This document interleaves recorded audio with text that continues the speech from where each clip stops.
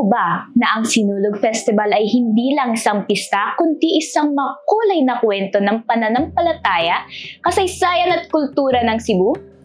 Kumusta? Ako si Zaira Villanueva. Welcome sa Way Back Wednesday, kung saan pag-uusapan natin ang mga pangyayari, mga bagay-bagay sa ating nakaraan at kasaysayan. Kung bago ka sa Way Back Wednesday at nais mong mapanood ang iba pa naming mga video, maaaring i-like at i-follow ang page at channel na ito. Tara, pag-usapan natin ang Sinulog Festival.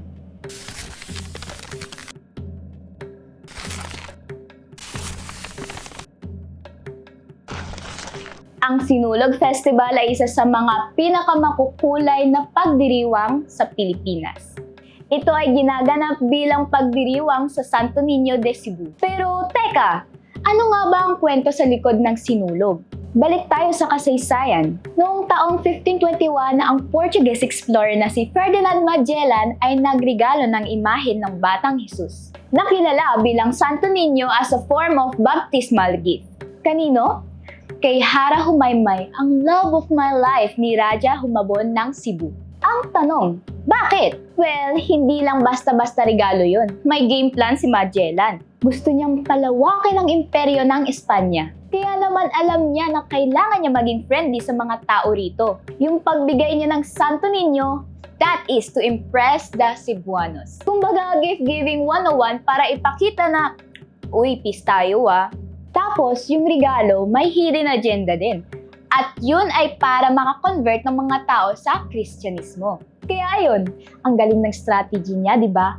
Well, ito ang unang kontak ng Pilipinas sa Kristyanismo. At dito nagsimula ang malawakang pagyakap ng mga Pilipino sa relihiyong ito. Kada ikatlong linggo ng Enero, ginaganap ang Sinulog Festival. Isa itong malaking religious and cultural event.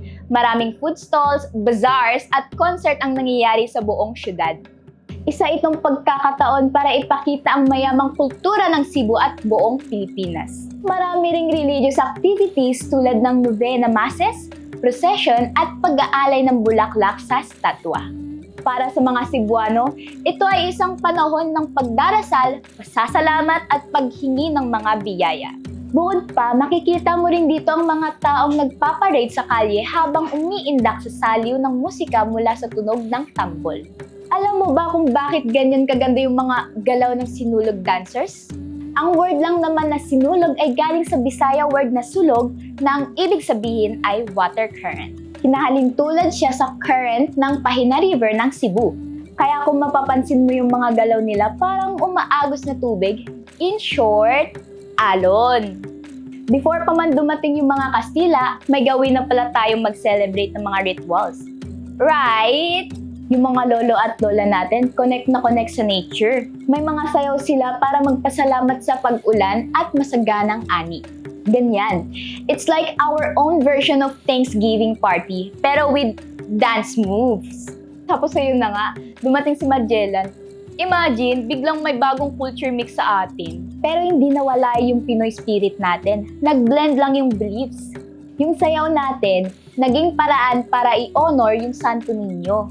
It's like a cultural fusion with matching religious vibes. Ang galing dahil ang sinulog, hindi lang siya sayawan. It's a reflection of our faith, history, and rich culture. Kung nais ninyong malaman ng buong kwento, tumingin lamang sa comment section at nandun ang mga link ng sources ng video na ito. At samahan ninyo muli kami sa susunod na Way Back Wednesday. Ako si Zaira Villanueva at ngayon, alam mo na!